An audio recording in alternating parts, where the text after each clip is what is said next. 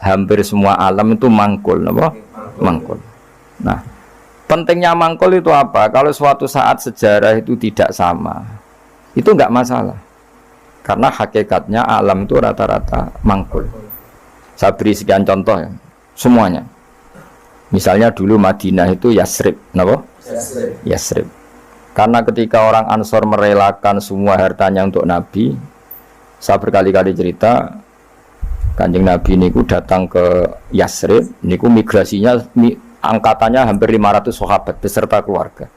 Terus Nabi itu kesulitan karena sahabat si A memberi si B, pokoknya kesulitan ngelola.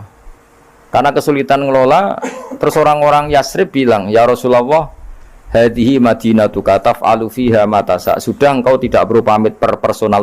Misalnya Nabi mau titip Abdurrahman bin Auf dititip si A, yang Abu Bakar dititipkan si B, yang Umar dititipkan si C. Kan kesulitan Nabi. Karena Nabi harus mikir yang punya tanah siapa, harus pamit kepada siapa, karena semuanya pendatang.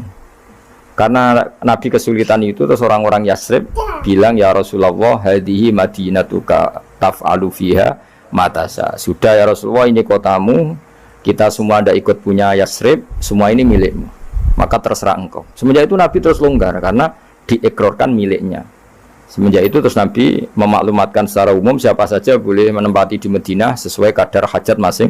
Nah, semenjak itu diarani Madinatu Rasulullah Shallallahu Alaihi Wasallam. Jadi hampir semua kota itu pasti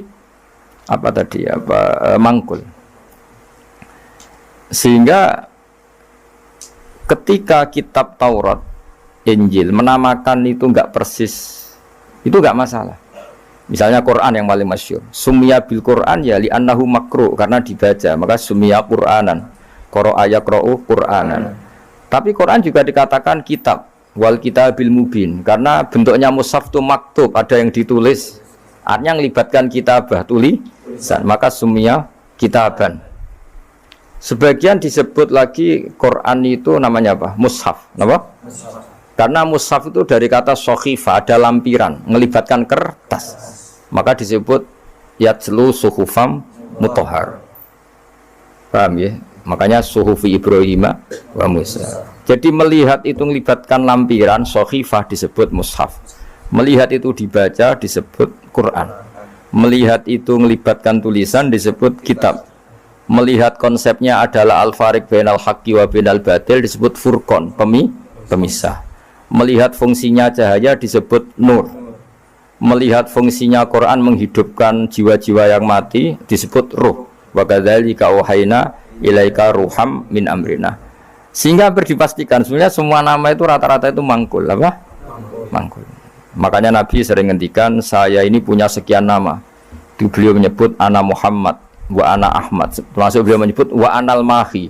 Saya ini pelebur, penghilang. Yamhu bi al-kufra, dengan saya kekafiran menjadi hilang. Wa anal akib, saya ini penutup, karena saya adalah penutup para nabi.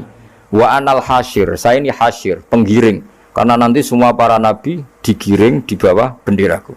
Jadi Nabi juga punya sekian nama, dan semua itu menunjukkan alam apa? Mangkul. Ya, alam apa? Mangkul. Nah sekarang asmani babai Nabi itu jelas gak fiktif, karena tadi orang Arab tahu semua orang kafir pun tahu. Kalau di Mekah ada Babu Bani Syaibah, pasti ada orang bernama Syaibah, karena ada Bani Syaibah, turunannya Syaibah. Dan itu siapa? Abdul Muttalib. Dan itu siapa? Abdullah. Itu siapa? Muhammad. Dan itu butuh bukti artefak. Makanya terus Allah menjawab fihi ayatum bayyinatum maqamu Ibrahim. Nah, bukti setelah Ibrahim, kan Ibrahim akhirnya kembali ke Palestina atau ke Syam. Lalu buktinya apa kalau zuriyahnya Ibrahim itu ada di Mekah? Terus Nabi Ibrahim dimaklumatkan oleh Quran bahwa beliau sempat ngendikan ini askantu min dzurriyyati biwadin ghairi dzar in inda baitikal muharram. Ya Allah, sebagian anak turunku tak letakkan di Mekah.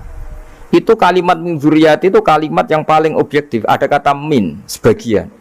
Karena kalau Ibrahim bilang dzurriyyati maka bohong, karena ada Ishak yang di Palestina. Paham ya? Makanya disebut min, bahwa sebagian anakku tak letakkan di sini, karena sebagian yang lain di Palestina.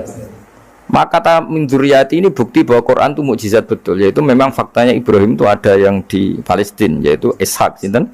Ishak, yang di Mekah Ismail. Nah ini disebut min dzurriyyati, apa? Min dzurriyyati. Terus Ibrahim ngendikan di wadin, di lembah. Sebab itu Ka'bah itu di cekungan paling bawah. Bukti sejarah juga membuktikan seperti itu. Mulane kula seneng Ka'bah kena banjir bolak-balik rubuh niku kula seneng. Karena mboten seneng dari segi cemoan mboten. Itu bukti empirik. Iku hikmahnya kena apa Ka'bah rubuh bolak-balik. Andai kan enggak rubuh bolak-balik karena banjir, orang susah nyari sejarah. Ketika Nabi umur 35 Ka'bah rubuh mergo banjir. Zaman Umar ya rubuh. Karena tadi Ka'bah itu di cekungan paling bawah. Quran memaklumatkan bahwa Ka'bah itu biwadin, di cekungan paling bawah. Yaitu ada Jabal Abi Qubais di cekung gunung, Ka'bah paling bawah. Nah karena Ka'bah ini zaman Nabi Adam itu rob wa tumain. Jadi ketika Adam mau haji, tanya sama ya Allah saya harus kemana? Ya sudah ke Ka'bah. Titenane sebuti Gusti, ada rob wa tumain, ada roh wa tumain. Ada cekungan dalam tempatnya air. Itu jenis Ka'bah. Zaman itu belum ada bangunannya, yaitu sudah namanya Ka'bah. Terus Ibrahim sesuai panduan itu bikin bangunan di situ. Bisa kamu bayangkan kan bangunan di cekungan paling bawah di sekelilingi gunung. Kan mesti kegerojok air. Makanya setiap banjir itu Ka'bah rubuh. Apalagi ya nggak ada semen, nggak ada terus dilapisi baja, nggak ada dulu. Pasti rubuh. Justru itu bagus. Bagus dari segi bahwa shadaqallahul adzim ketika mengistilahkan Ka'bah itu biwadin. Paham ya? Biwadin. Sehingga sekarang alhamdulillah pemerintahan Wahabi meskipun gitu sampai sekarang Ka'bah itu dari Masjid Haram tetap ke bawah. Ya enggak ya mesti apa? Ke bawah, tetap di cekungan. Sampai sekarang desainnya Ka'bah tetap ya kita di Masjid Haram masuk itu nanti kalau mau ke Ka'bah pasti turun ke bawah sampai sekarang. Wiling-wilingan statusnya Ka'bah itu biwadin ghairi dzar'in inda baitikal muharram. Lah ini penting. Sehingga orang-orang yang mengingkari nubuah pun percaya kalau Muhammad turunan Ibrahim karena semua data mengarah itu. Jadi Ka'bah kena banjir ono hikmah. Ojo kok malah nggo ilmu jaduk jare omahe pangeran kok rubuh. Ora sing jaga sapa? Wong goblok. Jadi Allah kalau bikin sesuatu itu pasti hikmahnya besar. Baru era Umar terakhir dia kebijakan Jabal Abi Qubais itu dijebol supaya air tersalur keluar, tidak semuanya mengarah ke Ka'bah. Tapi itu bagus. Ijtihadnya Umar ya bagus. Tapi kenapa zaman Nabi ijtihad itu tidak ada? Memang nggak perlu ada zaman itu. Karena justru rubuhnya Ka'bah mergo banjir itu bukti benar-benar biwadin. Karena di cekungan paling bawah, maka rawan kena banjir. Logika rasionalnya kenapa di situ ada zam-zam? Ya karena logikanya gampang. Secara umum, meskipun Allah itu kuasa bikin mukjizat, tapi tetap ada nilai rasionalitasnya. Apa nilai? Karena Ka'bah itu di cekungan terbawah, maka mata air ya di situ. Paham ya? Makanya zam-zam ya dekat Ka'bah. Meskipun Allah bisa bikin air di puncak gunung, tapi itu kan betul lucu, maksudnya normali sumberan ning cekungan. Kan ora lucu. Banyu kok milih munggah kan ora lucu. Darani sulapan malah ribet kan. Jadi Allah itu meskipun kuasa melakukan apa saja tetapi gadah ajro ala matrodil adat atau ala mutarodil adat. Sesuatu dibikin itu sesuai adat. Nah termasuk adat orang soleh itu turunannya orang soleh, turunan saleh. Makanya dzurriyyatam ba'duha. Makanya jogeman, kalau suwun jogeman ninggal berjanji. Karena kitab berjanji itu yang paling madhu Nabi, muji Nabi min haitsul ilm. Sangat fanatik menjawab gugatan pada Nabi dari segi ilmiah. Termasuk beliau yang kalau kita ahli sunnah kan yakin bapaknya Nabi, bayi Nabi sampai Nabi Adam semuanya mukmin. Nah, kalau ada kubu sebelah yang darani bapaknya Nabi nin roko, bayi Nabi nin roko itu pasti kita tentang. Karena wa kaifalah wasayyidul akramu sallallahu alaihi wasallam wasitatul muntaqo. Bagaimana kamu katakan bapaknya Nabi kafir, bayi Nabi kafir sementara diliwatin Nur Muhammad. Mosok nur diliwatno barang sing najis. Itu sudah agak ketemu nahlar. Makanya logika yang dibangun Imam Barjani, bagaimana Nur Muhammad yang suci kemudian kamu yakini liwat najis, yaitu nak bapaknya Nabi kafir, bayi Nabi kafir, berarti nur ini liwat suatu sing najis. Nah, itu paradok, no? Makanya Dawi tiba wa kaifala wasayyidul akramu sallallahu alaihi wasallam wasitatul muntaqo. Bagaimana enggak mbah-mbahnya Nabi suci, wong itu liwatane nur yang suci. Nah, terus ada beberapa iskal kecil. Iskal kecil misalnya, lalu bagaimana dengan sejarah yang populer kalau Azar itu bapaknya Ibrahim? Sementara Azar terkenal kafir. Nah, itu oleh ulama dijawab, ketika Nur Muhammad masih di Azar itu dia belum kafir.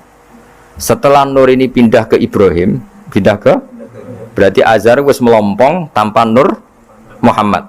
Baru soro kafiron. Baru setelah itu Azar menjadi kafir. Jadi kafir terlambat kira-kira Azhar. Zaman ditunggani Nur Nabi itu tidak kafir. Paham ya? Pak gue yang pondok lu cek apal juz sama sekali mulai wis ora apal. Nah, atau jawaban kedua Azhar dikatakan bapak itu majas. Hakikatnya hanya paman, apa? Paman. Jadi ada jawaban dua ulama ya. Yang satu menjawab apa? Madama Nur Muhammadin fi Azhar, masih dia Muslim atau mukmin. Ketika Nur Muhammad sudah pindah ke Ibrahim, berarti Azhar kan melompong. Nah ini terus soro kafiron. Ya. Atau sebagian ulama jawab Azhar itu paman, disebut bapak itu majas. Tapi jawaban itu menurut saya tidak setuju yang normal saja karena nanti Cori Imam Ghazali zalat sikoh bil alfat, nanti keribetan apa? Orang kemudian nggak percaya dengan lafaz. Karena setelah pada kata bin ikut tenan Torah. Karena ada kemungkinan majas. Kan terus ribet. Makanya banyak ulama yang milih jawaban pertama ya.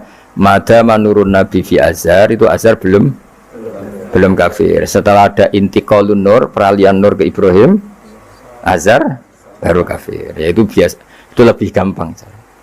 Nah, tapi kita tetap yakin bayi Nabi, bapak Nabi ila Adam niku semuanya mukmin. Nah, alasannya apa? Wa kaifala wa sayyidul akramu sallallahu alaihi wasallam wasitatuhul